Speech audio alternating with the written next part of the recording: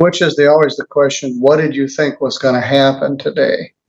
This is the sentencing day. Have you made any provision for your kids if you have to go to jail? Yeah, I've thought about it. But I mean, if you don't come home today, where are your kids right now?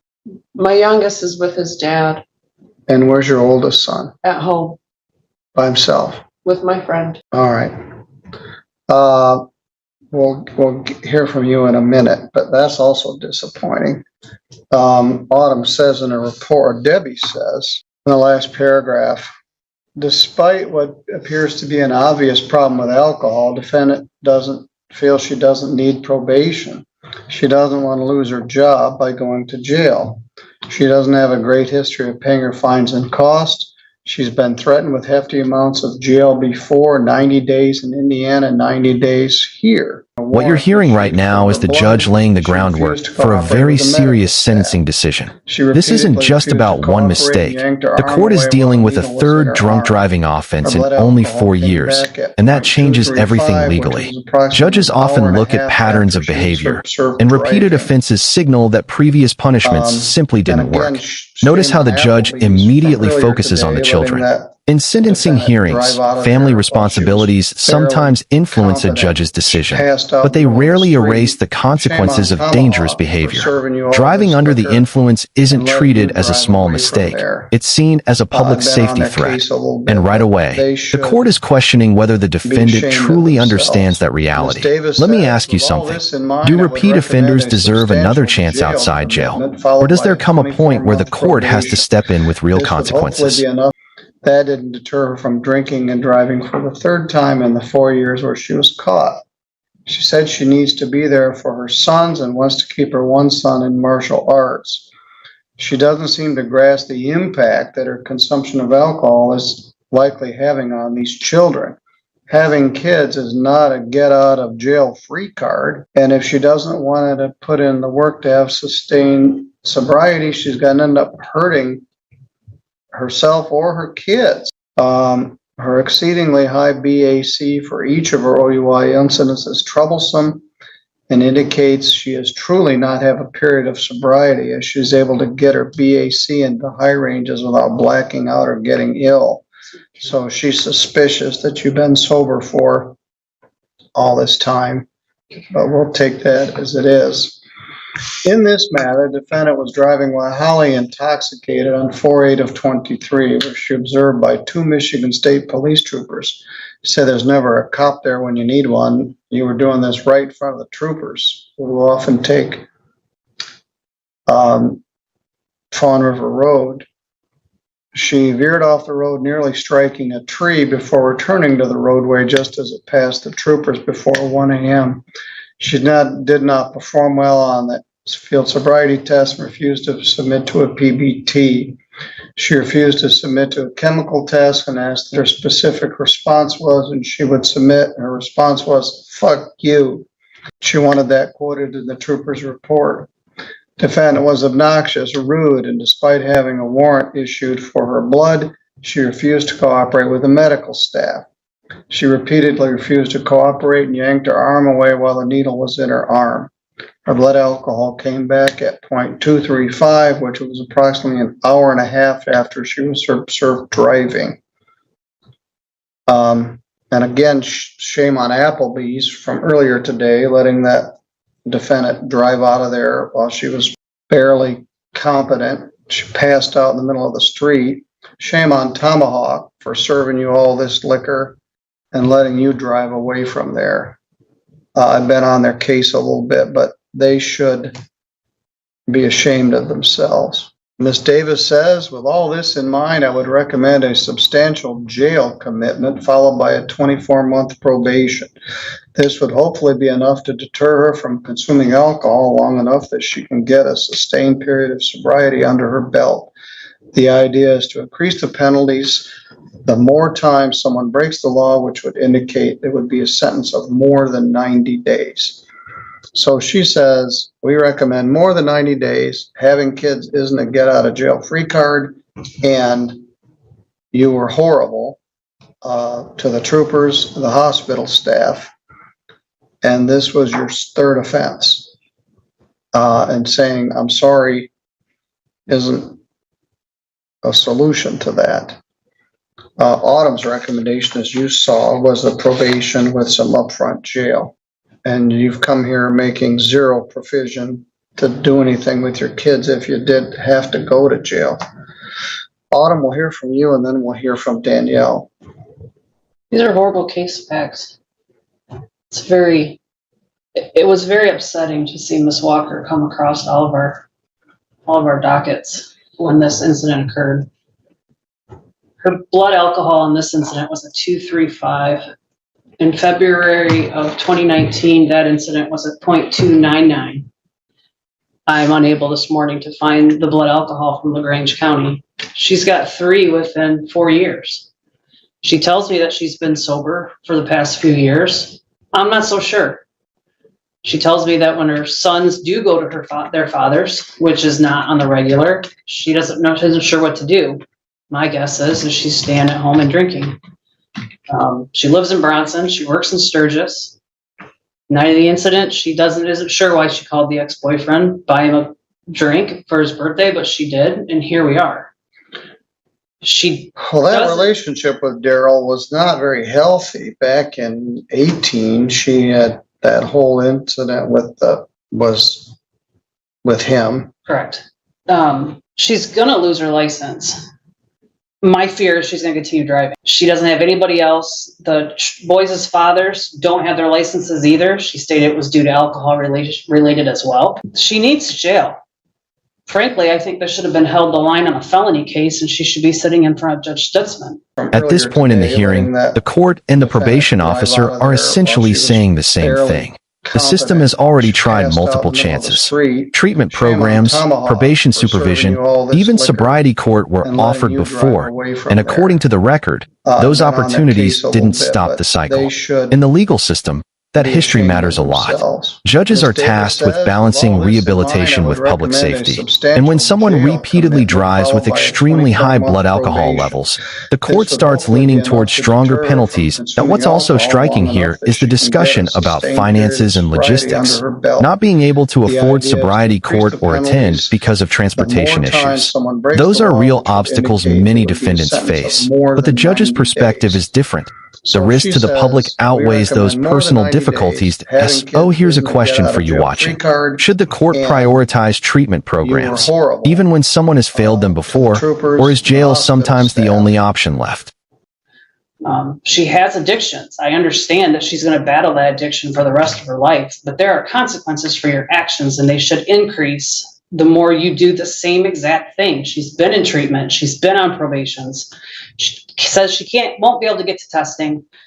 She's not financially sound. She doesn't get any help. She's working part-time. My hands are tied. I'm going to stand behind my recommendation as I feel it's the best thing for not just for herself, but for her children. All right, Danielle, you've heard what everybody else had to say. And I know you're concerned about this being on a live stream, which may temper what you want to say. But with that in mind, what do you want to tell me? I don't know what to say. What do you think I should do? I don't know. Well, you don't want probation. No, I didn't say that. Well, you don't want sobriety court. I can't afford sobriety court. Yeah, if I could just clear that point a little bit. The issue is understanding it is an important commitment, but the time commitment and the monetary commitment and without a license being able to attend. It is certainly, I'll concede that. And she comes from a place of knowledge because she did it. So we took her out of sobriety court. She relapsed a couple times while she was on regular probation in March of 20. I wasn't on probation then. Yes, you were. You were put on probation.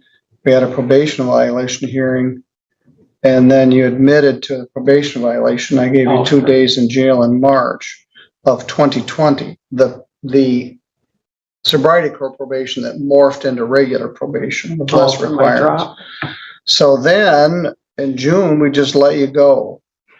So you were drinking in February probably, and then in June, we just said, all right, I guess we've gone as far as we're going to go.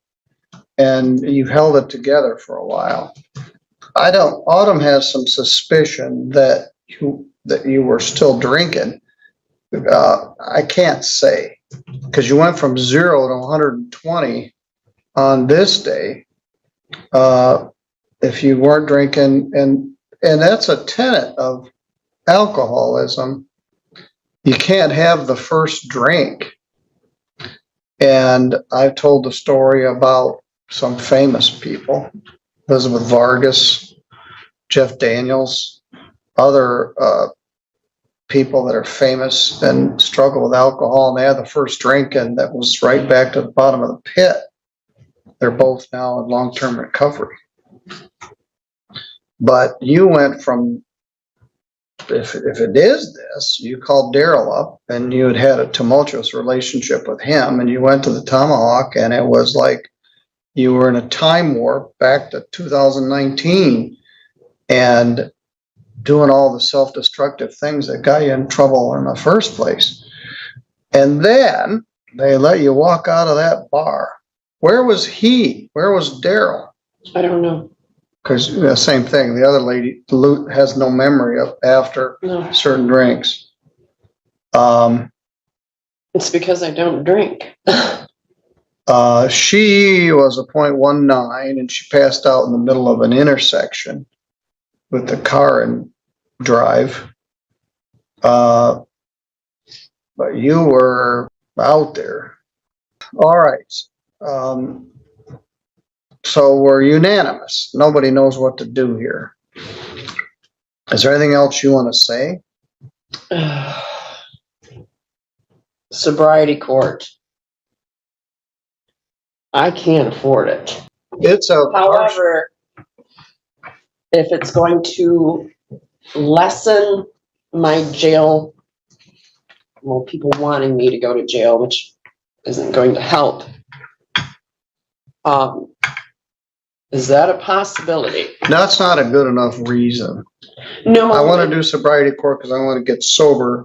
Everybody wants to do sobriety court because they don't want to go to jail. So no, that's not a very enthusiastic endorsement. That's not what I meant, because jail is going to take money out of my bills and my kids. Yes. Well, somehow you put that on me. That's not my fault. No. I mean, you screwed up royally, and there's a consequence. So I say, well, sorry, this is hard on your kids. My lawyer and I discussed it. Okay. I'm glad you're still here, that you're not somebody I'm reading about in the newspaper like your brother. See what I can do. I'm going to do a 24-month probation. I'm going to put the oversight fees in here, but I may be willing to waive them. $960. I can waive the fine, which is somewhat unusual. $75 crime victims' rights fee, $50 state minimum fee, a $100 screening fee, $150 attorney fee, and a police reimbursement for all the rigmarole of the hospital for $200, $25,000 PR bond, 1-day credit. I'm going to follow Autumn's recommendation. 360 days jail, credit 1, leaving 359 days to do.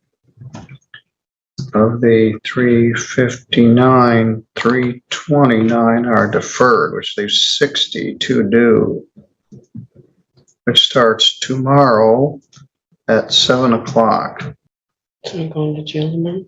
You're going to jail tomorrow for 60 days. I'm going to give you the day to get your situation straightened out with your kids. You're on probation. No alcohol, no controlled substances. Substance abuse counseling and treatment is directed. No medical marijuana. I don't know whether you were doing THC or CBD in addition to the alcohol, but whatever it wasn't a very good combination.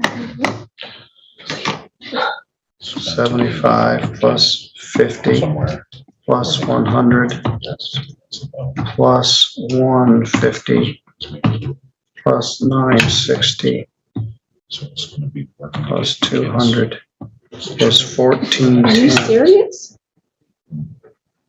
What's the question? I just advised her that you made your ruling in your orders. I did. Do you want to go to jail right now? I'm concerned about you harming yourself or something else. But you've made no provision for your son. This starts tomorrow. Are you kidding me? I mean, what did you think was going to happen? I didn't think. You don't have an answer. They don't have an answer. I don't want to go to jail. I don't want to do probation. I still have unpaid fines and costs. My life's a mess. My kids are at risk. I nearly killed myself and a couple of state police troopers. I was a total horse's ass to the police and the hospital staff. And I said, I'm sorry. And your sobriety court at the last minute about broke my heart, because that's a recipe for failure. So yeah, you're going to jail tomorrow at